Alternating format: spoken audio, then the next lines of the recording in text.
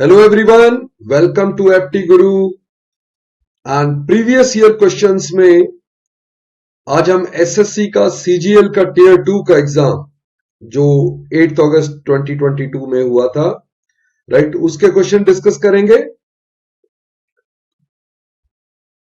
Okay, ये कुछ मेरे बारे में है। आई डन डबल मास्टर्स और काफी साल का एक्सपीरियंस हो गया है और काफी बड़े बड़े ऑर्गेनाइजेशंस के साथ मैंने काम किया है। Okay, so let's start with questions directly.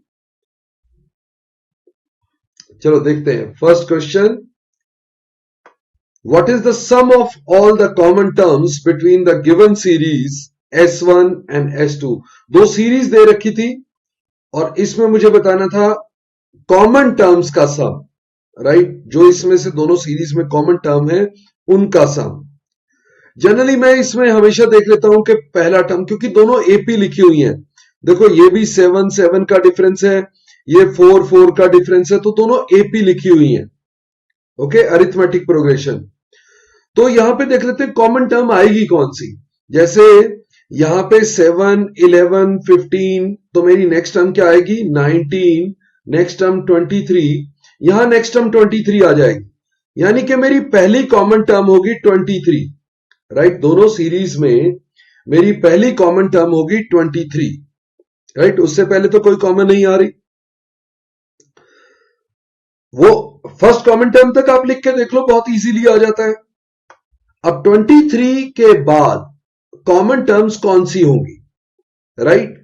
तो मैं यहां सीरीज को सोचता हूं कि 23 के बाद, क्योंकि यहां पे 7 का डिफरेंस है, यहां पे 4 का डिफरेंस है, तो 7 और 4 का एलसीएम इसमें 28 का कॉमन डिफरेंस होगा, जो कॉमन टर्म जो दोनों की आएगी। अगर 23 दोनों की मैच कर रही है तो उसके बाद 23 एंड 28 51 मैच करेगी। आप इसको करके देख सकते हो, क्योंकि वो 7 के मल्टीपल पे, ये 4 के 7 के डिफरेंस पे, वो 4 के डिफरेंस पे, तो 7 इंटू 4 28 का कॉमन डिफरेंस आएगा दोनों में। तो 23, 51 ऐसे ऐसे 28 के कॉमन डिफरेंस पे चलेंगी, तो 79 एंड सो ऑन, राइट, ऐसे चलेंगी। अब मुझे देखना है, मेन है मुझे इसमें कॉमन टर्म है कितनी, क्योंकि मुझे सम ऑफ टर्म्स बताना है। तो कॉमन टर्म्स हैं कितनी, या मेरी लास्ट कॉमन टर्म्स कौन सी है, या तो लास्ट कॉमन टर्म पता लग जाए या कॉमन टर्म कितनी है, राइट, दोनों इकट्ठा ही पता लग जाएगा एक्चुअली, राइट। इनमें से आप देखो तो S1 सीरीज जो है वो 632 पे ही खत्म हो जाती है। S2 बेशक आगे चलती रहे, बट ये 632 पे शुरू हो जाएगी, तो मेरी कॉमन टर्म 632 से आगे नहीं जा सकती, राइट। अब इन टर्म्स को देखो, अगर ये 28 के डिफरेंस पे है, जो टर्म्स है 28 के डिफरेंस पे हैं, तो आप इन टर्म्स को अगर 28 के टेबल की फॉर्मेट में लिख लो तो आपको समझ में आएगा कि टर्म्स कैसे आ रही है। जैसे कोई भी टर्म मुझे निकालनी होता है तो मेरा तरीका होता है, मैं पहली टर्म को ही 28 इंटू 1 के तरीके से लिखता हूं। तो पहली टर्म को मैं 28 इंटू 1 -5 लिख सकता हूं। तो दूसरी टर्म आप देखेंगे 28 इंटू 2 -5 बन जाएगी, एंड सो ऑन। आप सारी टर्म्स को 28 इंटू 1 -5, 28 इंटू 2 -5, 28 इंटू 3 -5 ऐसे करके सारी टर्म आ जाएंगी। तो अब मैं देखता हूं लास्ट टर्म कौन सी होगी। तो लास्ट टर्म 632 को मैं 28 से डिवाइड करके देखता हूं, तो 28 इंटू 2 56, 72, 28 इंटू 2 56, यानी कि लास्ट 28 इंटू 22 आ सकती है, राइट। मैं देख लेता हूं कि 28 इंटू 22 में क्या बनता है 616, राइट। तो मेरी टर्म तो आ रही है -5 करके, तो 616 -5 611 मेरी इस सीरीज की लास्ट टर्म होगी, क्योंकि उसके बाद 28 ऐड करोगे तो 639 बन रहा है, वो तो नहीं आएगी, राइट। और ये टर्म बन रही है 28 इंटू 22 -5, राइट, जो हमने अभी किया कि लास्ट टर्म को 632 को 28 से डिवाइड करके देख रहा था, तो 22 ही क्वोशिएंट बन रहा था, यानी कि मेरी नंबर ऑफ टर्म्स 22 है, क्योंकि हमारी पहली टर्म मैंने लिखी थी 28 इंटू 1 -5, सेकेंड इंटू 2 -5, तो लास्ट है इंटू 22 -5, तो 22 टर्म्स है। अगर 22 टर्म्स है तो मेरा सम ऑफ एपी आता है n/2 22/2 into first term plus last term. ये मेरी कॉमन टर्म्स में से मैंने फर्स्ट टर्म और लास्ट टर्म ली है, तो वहां से मुझे मिल गया first term plus last term. और ये अगर इसमें देखो तो 2 इंटू 11 आ रहा है, या तो मैं पूरा सॉल्व कर लूं या देखूं कि 11 का मल्टीपल आएगा आंसर। तो 7 4 1 ये तो नहीं है, 6 7 13 9 4 13 ये 11 का मल्टीपल है। 6 5 12 माइनस 7 ये नहीं है, 6 6 12 माइनस 8 ये भी नहीं है। तो only A is multiple of 11। ए ही एक चॉइस ऐसी थी जो 11 का मल्टीपल है, तो वो आप आंसर दे सकते हो। तो मेरा टास्क सिर्फ ये था कॉमन टर्म है कौन कौन सी, फर्स्ट टर्म से लेके कितनी टर्म है, तो 22 टर्म्स आई। और उसमें जब सम लेते हैं n/2 first term plus last term, आप कर भी सकते हो मल्टीप्लाई, और क्योंकि वो 11 का मल्टीपल आना चाहिए तो आंसर सिर्फ ए ऑप्शन बनती थी, तो आप आराम से ए ऑप्शन आंसर कर सकते हो। ओके, आई होप आपको समझ में आया होगा, नहीं तो आप दोबारा करके देख सकते हैं, दोबारा इस वीडियो को भी देख सकते हैं। चलो नेक्स्ट क्वेश्चन पे चलते हैं फिर। ओके, चलो नेक्स्ट क्वेश्चन देखेंगे। ये क्वेश्चन है selling price of article A and B are same. Selling price same है ए और बी का। A is sold at profit of 28%। Okay, profit of 28% होता है, मतलब कॉस्ट के 128% पे आप बेच रहे हो, राइट। तो मैं कुछ ऐसा सोच लेता हूं कि पहले का सेलिंग प्राइस जो ए का है वो कॉस्ट प्राइस ऑफ ए का 128% है, राइट। बाय 100 भी लिख लो चाहे, 128%। और दूसरे का be sold at loss of 24%। Loss of 24%, 24% नीचे बेचोगे तो 76% पे बेचोगे, तो वो कॉस्ट प्राइस ऑफ बी जो भी होगा उसके 76% पे बेच रहे हो आप, क्योंकि 24% का लॉस हो रहा है। तो यहां पे अगर आप देखो तो इसको 4 से कैंसिल कर दो, 4 इंटू 3 4 इंटू 2 4 इंटू 19। तो मैं यहां पे देख सकता हूं cost price of A over cost price of B, ये हो जाएगा आपका 19/32, राइट। मुझे क्या बताना है क्वेश्चन में, what is the cost price of A and B. तो पहले तो रेशियो ही देख लो, 19-32 की रेशियो होनी चाहिए, वो डी ऑप्शन में दिख रही है। बाकी में 19-32 की रेशियो, पहला ए का कॉस्ट 19 का मल्टीपल होना चाहिए, है ही नहीं, तो ये तो हो ही नहीं सकते।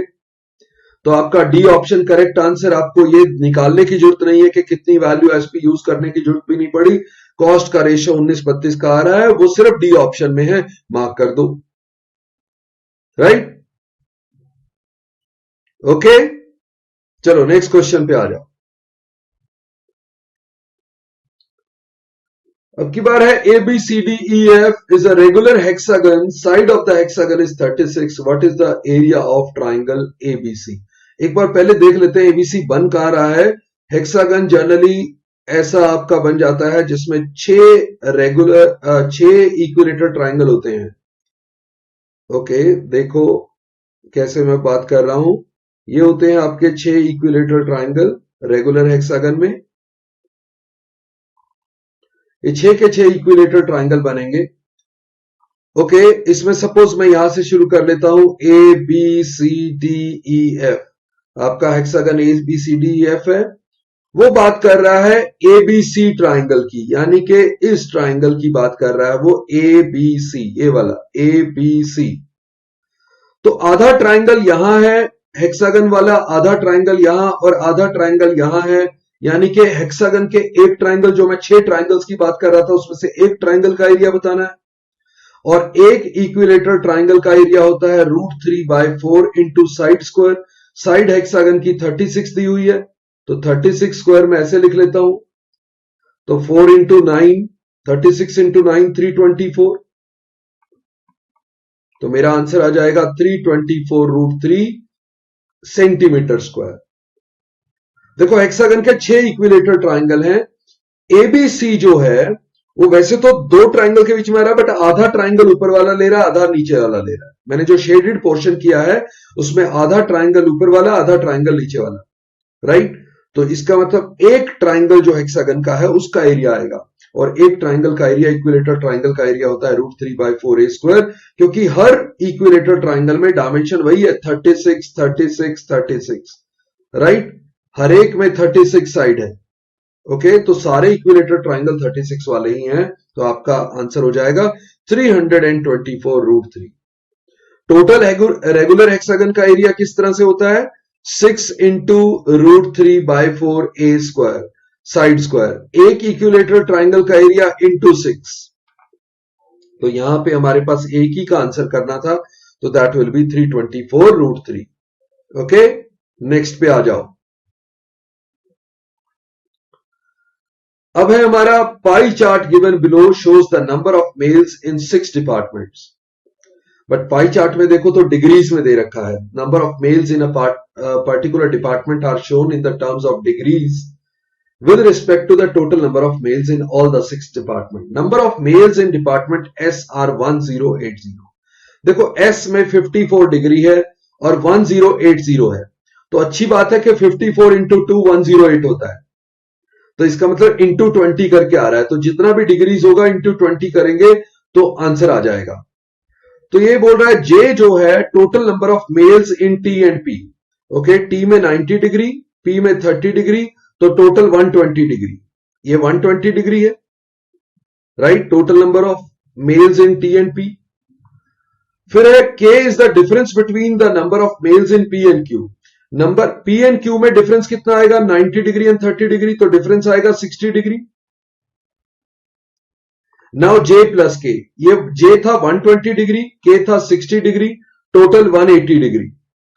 हमने अभी बताया था कि उसने रेफरेंस पॉइंट दिया था S का 54 डिग्री इक्वल टू 1080, तो 1 डिग्री मींस 20, तो 180 को 20 से मल्टीप्लाई करेंगे तो it will be 3600। So my answer will be 3600, right. Easy है ना कि उसने S के मेल्स यानी 54 डिग्री को 1080 बताया था, तो 54 इंटू 2 होता है 108, यानी कि इंटू 20। सो 1 डिग्री की वैल्यू 20 आ गई थी। हमें जो उसने पूछा J उसने दिया है 90 प्लस 30 120 डिग्री, और K जो difference of P and Q दिया है वो है 60 डिग्री।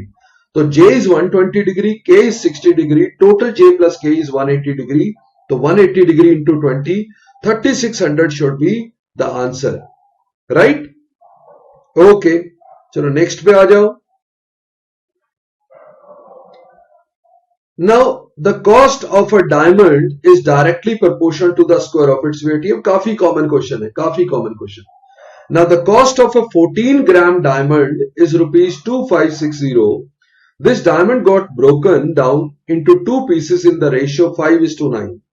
तो एक बड़ा डायमंड था, 5:9 में डिवाइड हो गया। जनरली इसको हम ऐसे करते हैं कि ओरिजिनल डायमंड और ये पीस 1 और पीस 2, इनका रेशियो अगर यहां 5:9 है तो पहले 5 प्लस 9 ये 14 रहा होगा।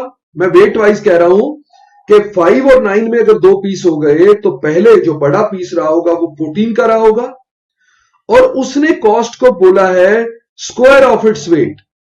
तो 14 का स्क्वायर यानी कि 196 और 5 का स्क्वायर 25, 9 का स्क्वायर 81, इस रेशियो में वेट रही हो उसका प्राइस रहा होगा। तो उसने कहा how much loss percentage incurred, तो लॉस परसेंटेज ही बताना है। तो मुझे नहीं लगता आपको यहां पे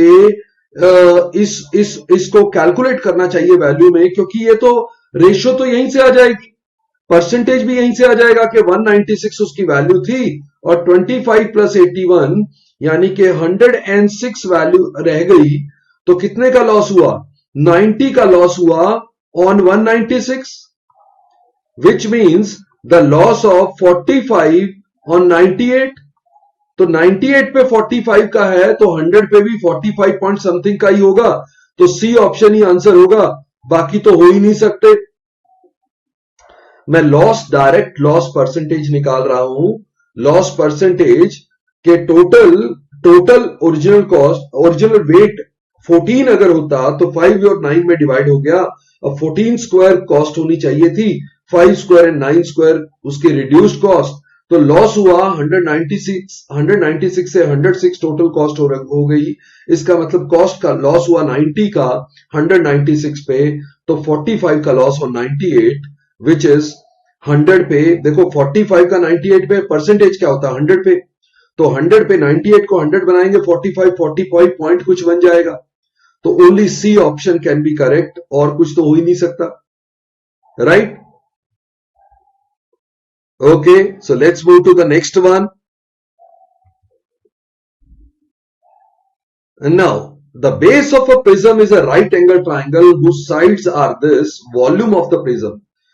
Volume of prism हमेशा होता है, volume of prism, कोई भी प्रिज्म हो, कैसा भी बेस हो, उसमें होता है base area into height, base area into height.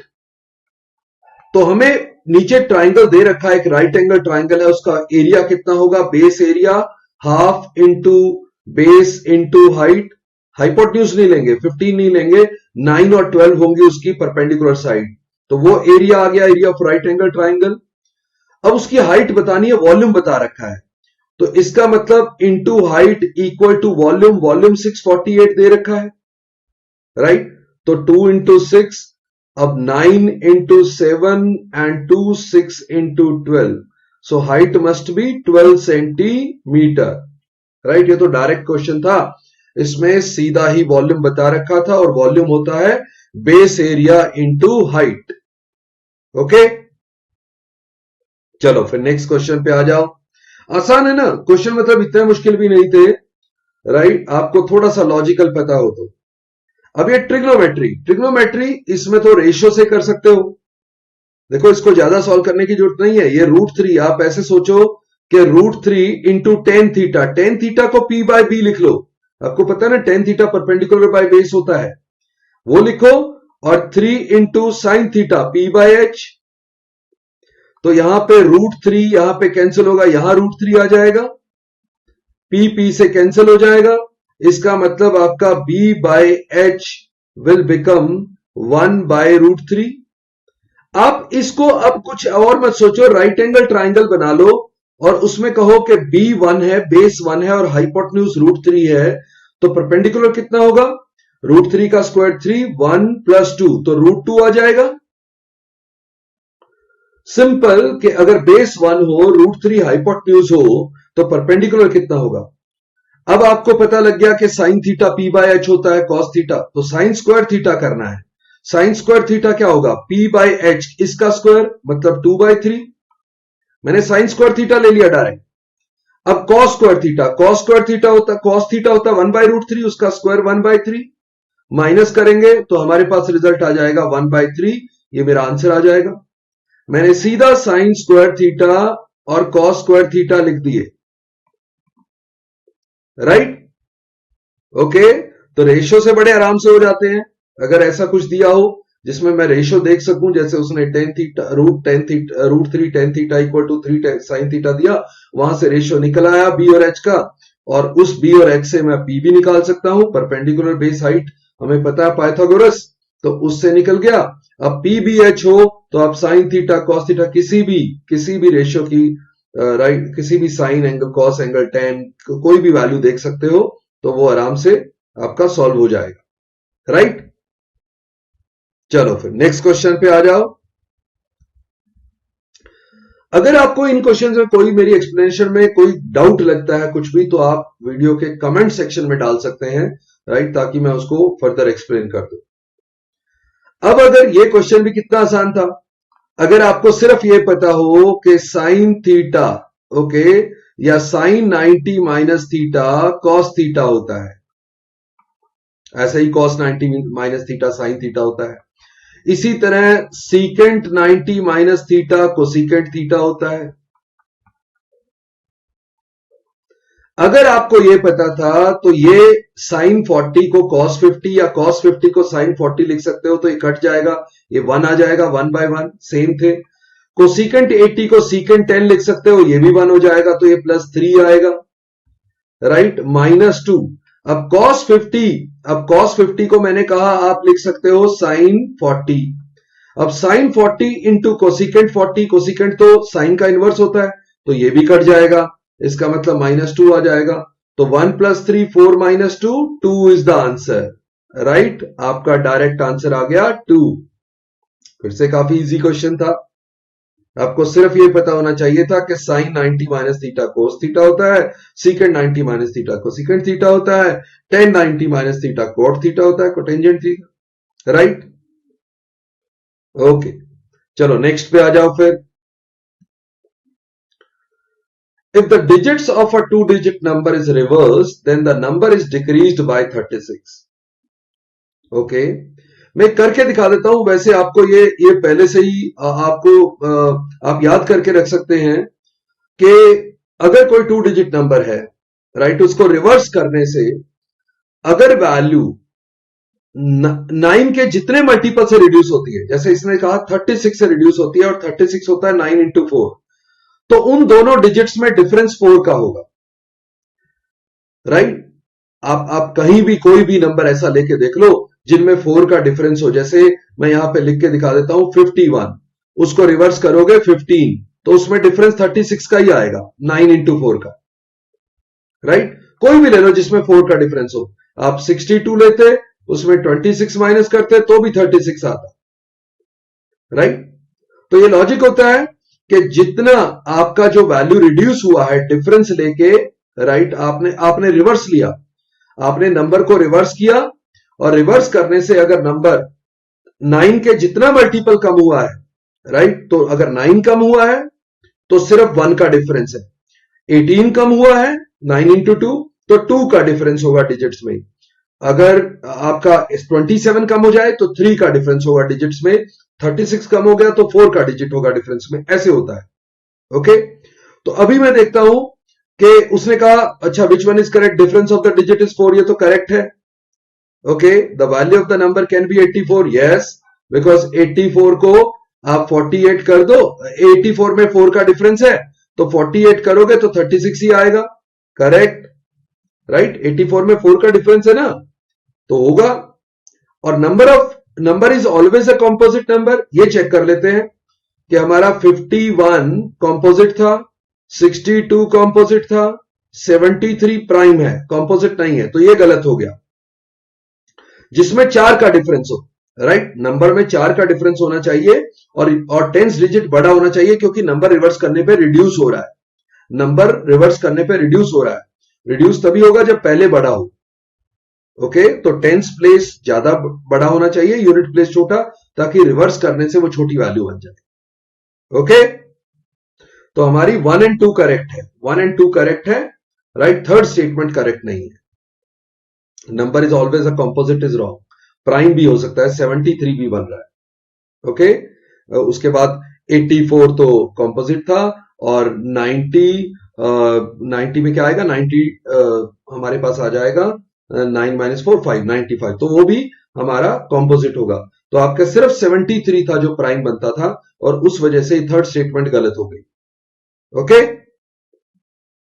आप मैथमेटिकली भी करते ना इसको, कि आपका वो जो 2 डिजिट नंबर आप जब भी लिखते हैं वो बनता है 10a प्लस बी। ए और बी जो डिजिट्स हैं, इनको रिवर्स करते तो बनता 10b प्लस ए। इनमें जो डिफरेंस लेते, क्योंकि रिडक्शन हुआ है, तो ये आता 9a माइनस 9b, और ये अगर आपको 36 दिया है तो a माइनस b 4 आ जाता। तो आप ऐसे भी कर सकते थे कि डिजिट्स का जो डिफरेंस आएगा 4 आएगा, और अब जितने भी 4 के डिफरेंस वाले हैं वो सारे के सारे आपके पॉसिबल नंबर है। ओके, चलो नेक्स्ट पे आ जाओ। What is the value of this? Okay, root में लिखी हुई है, बट ये नंबर बड़े अच्छे लिखे हुए थे। अब 2916, अगर आपको ये पता है कि अगर मैं 50 के आसपास कोई नंबर का स्क्वायर करता हूं, राइट, क्योंकि ये नंबर मैं यह देख के ये कह रहा हूं ना, मुझे तो ये 2916 नंबर देखना है पहले। तो 296 में 29 25 प्लस 4 है, और साथ में 4 का स्क्वायर लिखा हुआ है, इसका मतलब ये 54 का स्क्वायर है। 50 के आसपास वाले स्क्वायर करने का मेथड आप मेरे मैथ्स फंडा में भी देख पाएंगे। 54 स्क्वायर करने का होता है कि 50 प्लस 4 को हम 25 प्लस 4 से चेंज करते हैं, और 4 का स्क्वायर साथ में लिख देते हैं। और ये जो 100 से ऊपर वाले का स्क्वायर, क्योंकि ये 5 डिजिट में है, तो 11664 है, तो यहां 64 8 का स्क्वायर है ना, तो 108 प्लस 8 है, तो ये 108 का ही स्क्वायर है।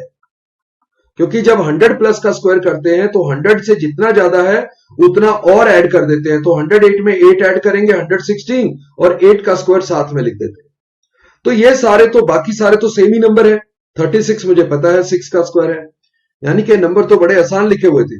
अब ऊपर जो नंबर है अगर ये 54 का पूरा स्क्वायर था तो 29.16 5.4 का स्क्वायर होगा। तो न्यूमरेटर 5.4, डिनोमिनेटर अगर ये 108 का स्क्वायर है तो ये यहां पे 1.08 का स्क्वायर होगा, राइट, क्योंकि 4 डेसिमल है तो जब स्क्वायर रूट करोगे तो 2 डेसिमल प्लेस हो जाएंगे। प्लस यहां पे फिर अब 4 डेसिमल है तो 0.4 आएगा, 0.54, क्योंकि नंबर तो 54 ही है। और नीचे 2 डेसिमल है तो ये 10.8 हो जाएगा। और लास्ट वाला ये तो दोनों में ऊपर नीचे 6 आएगा, बट ऊपर आएगा 0.06 और नीचे आएगा 0.6। तो मेरी वैल्यू कैसे बनेगी? पहले डेसिमल इक्वल कर लेते हैं। तो ये डेसिमल को मैं यहां 0 लिख के 540/108 करूंगा। पहला तो आ गया 5 पूरा। दूसरे में अगर मैं नीचे डेसिमल बराबर करूंगा 0 करूंगा तो 54 इंटू 2 0 1/20 आ गया। और लास्ट वाले में अगर 0 पूरा करेंगे तो 1/10 आ गया। मतलब डेसिमल प्लेसेस इक्वल करके आप कैंसिल कर सकते हो। तो अब हमारे पास कितनी वैल्यू आ गई? हमारे पास 20 एलसीएम होगा, ये 100 और ये 1 और ये 2, तो 103/20 आ गई। बी ऑप्शन हमारा आंसर आ गया, करेक्ट आंसर, राइट। तो इसमें आपको स्क्वायर्स की नॉलेज चाहिए थी। अगर स्क्वायर्स अगर आपको आते थे तो स्क्वायर रूट आराम से कर सकते थे। वैसे स्क्वायर रूट करने के लिए हम अगर परफेक्ट स्क्वायर हो तो स्क्वायर रूट करने के लिए हम तरीका भी एक यूज करते हैं कि 29 किस स्क्वायर को क्रॉस कर चुका है, 5 को क्रॉस किया है, और 16 के किसके स्क्वायर के एंड में आता है, मतलब कौन से डिजिट के स्क्वायर के एंड में 6 आता है। तो 4 या 6 था तो हम उसको भी एक मेथड वो भी होता है, वो भी करके कर सकते थे, बट डायरेक्टली भी सोचा गया। ओके, चलो नेक्स्ट क्वेश्चन पे चलते हैं। इसका आप मेरे दोनों वीडियो देख सकते हैं, स्क्वायर रूट मैथ्स फंडा में, जहां मैंने स्क्वायर रूट करना सिखाया है, या जहां पे 50 और 100 के पास वाले स्क्वायर सिखाए हैं। ओके, तो धीरे धीरे मैं मैथ्स फंडा डाल रहा हूं तो उसमें आप देखते जाएंगे। चलो नेक्स्ट क्वेश्चन पे आ जाओ। What is the value of 3 sine square 30? ये तो पता है हमें वैल्यू। साइन स्क्वायर साइन 30 क्या होता है? 1/2। सो 3 इंटू 1/2 का स्क्वायर 1/4 हो जाएगा, राइट। और नेक्स्ट है 3/5 cos 60 भी 1/2 ही होता है, ये भी उसका स्क्वायर होगा तो 1/4 ही हो जाएगा। और 2 इंटू सीकेंट 45। अब देखो cos 45 जो होता है वो तो 1/√2 होता है, तो सीकेंट उसका उल्टा होगा, √2 होगा। अब √2 का स्क्वायर करेंगे तो 2 ही आ जाएगा। तो ये है 3/4, ये है 5। मैं एलसीएम सबका ले सकता हूं 20, तो 4 5 15 आ जाएगा, यहां पे 3 आ जाएगा, यहां पे 4 इंटू 20 80 आ जाएगा। देखना जरा, नहीं 20 लेंगे तो 4 इंटू, यस, तो 15 plus 3 18, 18 minus 20 sorry 18 minus 80 is minus 62/20। इसको मैं लिख सकता हूं -31/10। तो सी ऑप्शन हमारा करेक्ट आंसर आ जाएगा, राइट। तो सीधा था 30 वैल्यू, साइन 30 हमें पता है, cos 60 हमें पता है, और cos 45 का इनवर्स है सीकेंट 45, तो वैल्यूज पता थी, डायरेक्ट हम आंसर कर सकते थे। ये भी आसान था, राइट, इजी कैटेगरी में आएगा ये। चलो नेक्स्ट क्वेश्चन पे आ जाओ। डीआई का एक और सेट। ओके, आपको ये डेटा विजिबल है मेरे साथ? हाँ विजिबल है। चलो, तो यहां पे ये कह रहा है the bar chart given below shows the discount percentage is offered. So ये जो लिखे हुए हैं 30%, 25%, ये डिस्काउंट्स हैं। Selling price of these articles are given.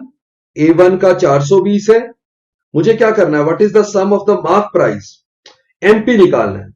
तो मार्क प्राइस पे डिस्काउंट दिया, देखो ये मार्क प्राइस पे किसी ने 30% डिस्काउंट दिया होगा, तो 70% की वैल्यू दे रखी है, 420 जो दे रखी है ऊपर सेलिंग प्राइस, वो 70% ऑफ द मार्क प्राइस होगा। मार्क प्राइस में से 30% निकाल दिया तो मार्क प्राइस का 70% बचा, वो है 420 जो सेलिंग प्राइस है। तो अगर 70% 420 है तो 70 इंटू 6 होता है, तो 600 होगी इसकी मार्क प्राइस। किसका 70% 420 होता है, तो 6 इंटू 7 में 42 आता है, 600 होगा। उसका 70% करोगे तो 420 आएगा, राइट। नेक्स्ट है 600 है आपका सेलिंग प्राइस और उस पर 25% डिस्काउंट मिला हुआ है, यानी कि मार्क प्राइस में से 25% निकाल दोगे तो मार्क प्राइस में से 3/4 बचेगा। ये 3/4 आपको 600 रुपए दे रखा है, तो ये हो जाएगा 800 रुपए, मार्क प्राइस हो जाएगा 800 रुपए। ऐसे ही यहां पे अगर 32% निकाल दोगे तो 68% बचेगा। 68% अगर 816 है तो यहां देख लो 68 इंटू 168 1362, सो 1200 बनेगा मार्क प्राइस। मैं सिंपल सॉल्व कर रहा हूं कि मार्क प्राइस का आपने यहां पे, मैं दोबारा यहां पे करके दिखा देता हूं आपको कि मार्क प्राइस का अगर आप 32% निकाल दो तो 68% बचता है। मार्क प्राइस का 68% इज इक्वल टू 816, ये दे रखा है, तो 68 इंटू 1362, सो मार्क प्राइस कितना बनेगा, 1200 बनेगा ना। तो सीधा बस उनको डिवाइड करना है। ये 45 निकालेंगे तो 55% बचेगा और 55 से इसको डिवाइड करेंगे तो 55 इंटू 1, ये बच गया हमारा 275 इंटू 5, तो 1500 होगा मार्क प्राइस, राइट। समझ रहे हैं ना इस बात को। 15% कम करेंगे तो 85% बचेगा और 85% अगर 425 है सेलिंग प्राइस तो ये 500 आ गया पूरा। अब 20% निकाल के 80% बचेगा। 80% अगर 800 है तो ये 1000 होगा, राइट। 80% अगर 800 है तो 1000 होगा ना मार्क प्राइस। 40% निकाला, 60% बच गया। 60% 6 इंटू 14 तो 1400 होगा सेलिंग प्राइस। तो मेरे सेलिंग प्राइस आ गए 600, 600 के साथ लेट से 1400 ले लो, 2000 हो गया। 800 एंड 1200 ये भी 2000 हो गया। 1500 एंड 500 ये भी 2000 हो गया। 2226 हो गया and 1 7000, so total 7000 mark price है सबका, राइट।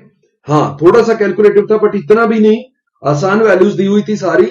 मार्क प्राइस का जितना लेस करते हैं तो जो बचता है, राइट, उसको इक्वेट कर दिया। तो मार्क प्राइस का 70% इक्वल टू 420, मार्क प्राइस का 75% इक्वल टू 600। तो ऐसे ऐसे हमने सारों की वैल्यू निकाल ली मार्क प्राइस की और टोटल कर दिया। ओके, चलो नेक्स्ट पे आ जाओ।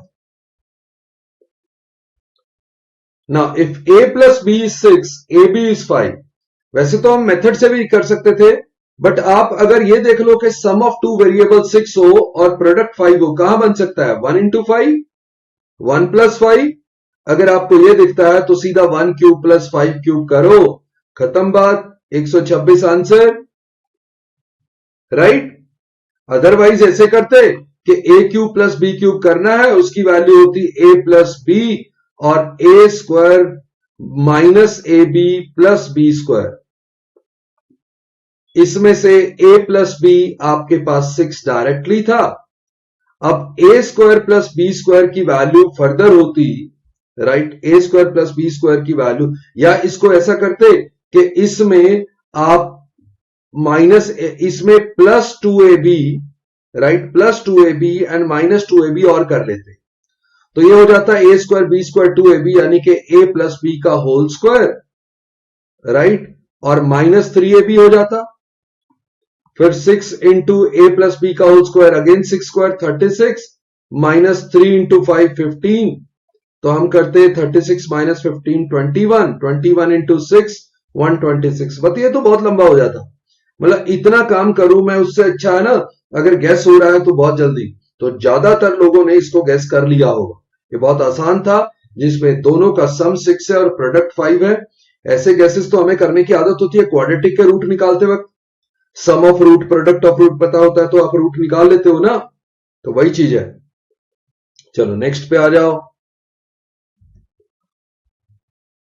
Now x, y, z are the sides of a triangle. If z is the largest side and x square plus y square is greater than z square, then the triangle is an acute angle triangle. ये तो definition है, आपको पता होना चाहिए। अगर तीन sides let's say x, y, z हैं, तो x square plus Y square equal to z square होता है right angle triangle, right.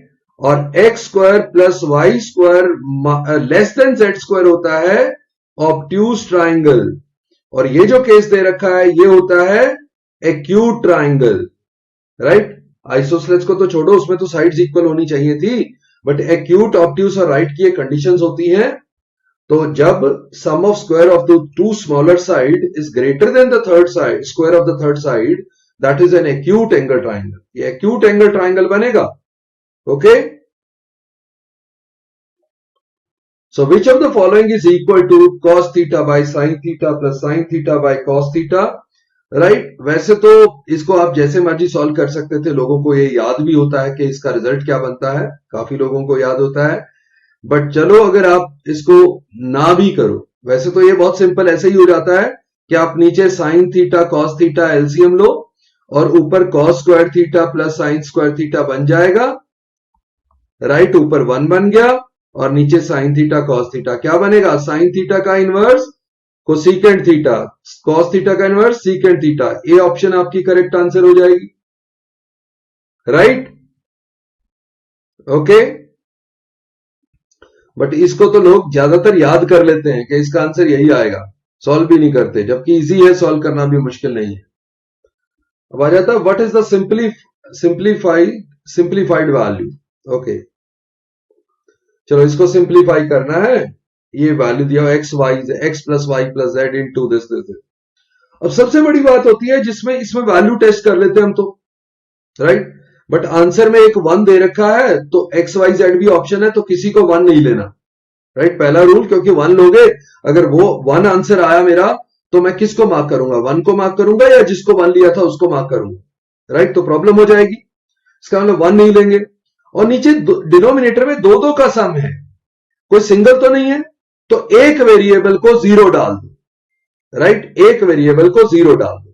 Late से मैंने z को 0 डाल दिया, अब y और x को 1 तो लेना नहीं, 2 और 3 ले लो। तो मैंने वैल्यू ले ली 2, 3 और 0, तो क्या बन गया, पहले वाला ऊपर न्यूमरेटर 2 + 3 5, और उसके साथ ये 2 × 3 6, क्योंकि ये तो 0 हो गया, ये भी 0 हो गया, z 0 है, तो 2 × 3 6, और ये भी 0 हो गया क्योंकि z 0 है, तो डिनोमिनेटर अब क्या होगा, 2 + 3 5, 2 + 0 2, 3 + 0 3, तो ऊपर 5 है, नीचे 6/6 है, तो 1 ही आया। हमने किसी को 1 नहीं लिया था, फिर भी आंसर 1 आया, इसका मतलब 1 is the correct answer. x को 2 लिया था, y को 3 लिया था, z को 0, राइट। एक को 0 इसलिए ले लिया मैंने क्योंकि नीचे डिनोमिनेटर में एक को 0 लेने से फर्क नहीं पड़ता, किसी 2 को 0 ले लेते तो तुम्हारा नीचे डिनोमिनेटर 0 बन जाता। ओके, तो डिनोमिनेटर 0 नहीं बनाना, बस उसको ध्यान रखना है। ओके, चलो नेक्स्ट क्वेश्चन पे आ जाओ। x + 1/x² = 3। अब ये क्वेश्चन आई डोंट नो क्यों एसएससी भी और क्यों बहुत सारे और कईयों ने अपनी किताबों में, कई टीचर जिन्होंने अपनी किताबों में भी लिख दिया, ये फंडा एक्चुअली ये रॉन्ग है, ये क्वेश्चन एक्चुअली में गलत है, मैथमेटिकली ये क्वेश्चन बिल्कुल गलत है, राइट। मैथमेटिकली गलत है, मैं आपको बताऊंगा, पर चलो अभी पहले करते हैं। ओके, इसको मैं सॉल्व करता, जो हमें पता है कि लोग ज्यादातर जैसे सॉल्व करते हैं वैसे ही मैं कर देता हूं कि x² + 1/x², अब +2 आता है यहां पे, +2 × x × 1, उसको मैं दूसरी साइड ले जाता 3² ना, 3 - 2 आ जाता, मैंने तो इसको ब्रैकेट को खोला है ना। तो देखो अब x² + 1/x² = 1 आ रहा है, जबकि मैथमेटिकली कहा जाता है x² किसी भी नंबर और उसके रेसिप्रोकल का सम कभी भी -2 और 2 के बीच में नहीं हो सकता, बट यहां पे 1 आ रहा है, तो ठीक है, हम ऐसे ही कर देते हैं। तो अगर इसका 6 लेते हैं, x⁻6 + 1/x⁻6 करेंगे, यानी कि दोनों तरफ जब क्यूब करते हैं तो क्या होता है, 1 का क्यूब -3 × 1। फॉर्मूला हम ऐसे करते हैं ना कि x + 1/x, अगर मेरे पास m दिया हो तो x³ जल्दी शॉर्टकट करना हो तो x³ + 1/x³ m³ - 3m ले लेते हैं। तो देखो ये जब कर रहा हूं तो x की पावर 6 प्लस 1 ओवर x की पावर 6, जो मुझे आंसर देना है वो कितना आ रहा है, -2। -2 इसमें भी था और लोगों ने आंसर दिया, हमने भी दे दिया, एसएससी ने भी इसको करेक्ट कहा। पर प्रॉब्लम ये है, आप खुद लॉजिकली सोचो, हम ज्यादातर केसेस में कहते हैं कि किसी भी रियल वैल्यू के लिए किसी भी नंबर की इवन पावर नेगेटिव नहीं हो सकती, क्योंकि इवन पावर है तो किसी का स्क्वायर है। तो ये भी नेगेटिव नहीं हो सकता, ये भी नेगेटिव नहीं हो सकता, इसका सम कैसे नेगेटिव हो सकता है? इसीलिए मैं बोल रहा था क्वेश्चन गलत है, राइट। बट -2 ये बहुत कब से एसएससी बार बार पूछ रहा है ऐसे क्वेश्चन जो कि फंडामेंटली गलत है, राइट। ओके, बट ये क्वेश्चन क्योंकि वैल्यू गलत है, क्वेश्चन की सेंस गलत नहीं थी। अगर क्वेश्चन कुछ और लिखता, x प्लस 1 ओवर x की स्क्वायर की वैल्यू 3 की बजाय वो 5 लिख देता, चलेगा, करेक्ट। 5 लिख के चलता, बिल्कुल ठीक होता क्वेश्चन, बट 3 लिख के चला, गलत है क्वेश्चन, उसने वैल्यू गलत ली। ओके, बट हम यही लिख मान के चलेंगे D-2, क्योंकि उसने ऐसे क्वेश्चन पूछे हैं। चलो नेक्स्ट पे आ जाओ। Ratio of monthly income of B is 4:5. A and B, right? 4:5. Now ratio of monthly saving of A and B is 4:90. If the monthly expenditure of A and B is 1200 each, what is the difference between the monthly income of A and B? Right? एक तो simple सा तरीका है, मैं कहूं कि ज्यादा दिमाग मत लगाओ। उनकी जो इनकम थी 4x थी और 5x थी। अब दोनों की इनकम में से जो वो 1200 रुपीज का मंथली एक्सपेंडिचर करते हैं वो निकाल दो। 1200 इसमें से निकाल दिया, 1200 इसमें से निकाल दिया। अगर इनकम में से एक्सपेंडिचर निकाल दोगे सेविंग आ जाएगी। सेविंग का रेशो दिया हुआ है 14 and 19, राइट। क्रॉस मल्टीप्लाई कर दूंगा, यहां से 19 इंटू 4 76 आएगा, वहां से 14 इंटू 5 70x आएगा, मतलब लेफ्ट हैंड साइड पे 6x बचेगा। अब 19 इंटू 1200 इधर होगा नेगेटिव, इधर होगा 14 इंटू 1200 नेगेटिव, तो 19 माइनस 14 5 इंटू 1200 आ जाएगा राइट साइड पे। तो x आ जाएगा 6000 बाय 6000। मुझे बताना क्या है, मुझे बताना है what is the difference between the monthly income of A and B. A को मैंने लिया था 4x, बी को 5x, डिफरेंस तो x का था, वो तो 1000 ही था, तो मेरा आंसर आ गया 1000, राइट। इनकम में से उनका एक्सपेंडिचर निकाला 1200 और वो रेशियो है आपका सेविंग का, उसको क्रॉस मल्टीप्लाई कर दिया, x आ गया 1000, राइट।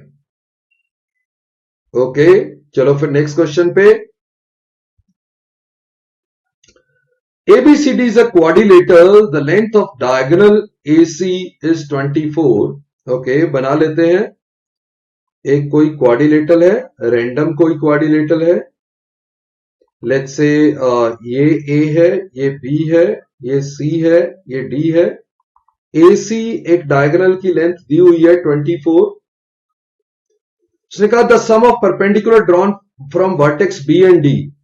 ओके, एक यहां परपेंडिकुलर ड्रॉ किया है, एक यहां परपेंडिकुलर ड्रॉ किया है, राइट। ये जो परपेंडिकुलर की लेंथ का सम, अच्छा इनका सम 10 है, तो ये तो फॉर्मूला है, ये तो फॉर्मूला है ना हमारा। तो एरिया ऑफ द क्वाड्रिलेटरल होता ही ऐसे है, राइट। अगर मैं एरिया ऑफ क्वाड्रिलेटरल की बात करूं तो that is half into one of the diagonal, इस केस में AC, तो into the sum of the perpendicular drawn to the diagonal. That means let's say यहां मैं M और N ले लूं तो MD प्लस BN, तो ये तो डायरेक्ट फॉर्मूला ही आ गया, तो क्वेश्चन ही बड़ा इजी आ गया। इसका मतलब मैं करूंगा हाफ इंटू 24 इंटू उनका सम दे रखा है, तो 2 इंटू 12, 12 इंटू 10, 120 आपका आंसर आ गया, राइट। ये भी आसान था। ओके, ये बेसिकली दोनों ट्राइंगल हो जाते हैं ना, ऊपर हाफ बेस हाइट और नीचे भी हाफ बेस हाइट, बेस और हाफ दोनों में कॉमन हो गया, तो परपेंडिकुलर दोनों में हाइट जो दोनों की ऐड हो जाती है, तो दोनों ट्राइंगल का एरिया ऐड किया है। ओके, नेक्स्ट पे आ जाओ फिर। ABC and PQR are two triangles, AB PQ is 6, देख लेते हैं। एक ABC है और एक PQR है।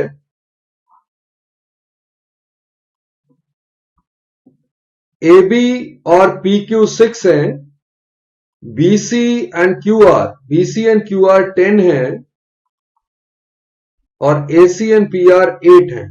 वैसे तो 6, 8, 10 वाला तो परपेंडिकुलर वो वाला है ना रेशो, पाइथागोरियन ट्रिपलेट, यानी कि 6, 8 के बीच में परपेंडिकुलर आएगा, यहां परपेंडिकुलर आएगा, 10 हाइपोट्यूज होगा, 3, 4, 5 रेशियो है ना इनका, तो ये राइट एंगल ट्राइंगल बनेगा। तो if angle ABC is x, okay, ABC ये वाला x है तो ये भी x होगा, सेम ही तो ट्राइंगल है दोनों। Then what is the value of angle PRQ, ये बताना है। एक 90 है, एक x है, तो तीसरा 90 माइनस x होगा, तो 90 माइनस x आंसर आ जाएगा, क्योंकि जब राइट एंगल ट्राइंगल होता है तो बचे हुए दो एंगल्स का सम 90 होता है। एक तो राइट एंगल हो गया और बाकी दो एंगल, एक x है तो दूसरा 90 माइनस x होगा, ताकि तीनों का सम 180 हो जाए। Okay, great. तो क्वेश्चन इतने भी डिफिकल्ट नहीं है, ओके, नॉर्मल क्वेश्चंस, बट आपको नॉलेज होनी चाहिए। चलो, ये आज का हमारा लास्ट क्वेश्चन था, और अगर अच्छा लगे वीडियो तो लाइक और शेयर कर दिया करें, और एप्टी गुरु चैनल को सब्सक्राइब कर लें, बेल आइकन भी प्रेस कर दें ताकि आपको नोटिफिकेशन मिलती जाए, जो भी नया वीडियो आए उसकी नोटिफिकेशन आपको मिले। ओके, और अपने फ्रेंड्स को भी पक्का बताएं। और डिस्क्रिप्शन में आपको लिंक दे रखे हैं टेलीग्राम और इंस्टाग्राम के, उसमें भी आप हमसे कनेक्ट हो सकते हैं। तो see you in the next session, bye bye, नमस्ते, जय हिंद, थैंक यू।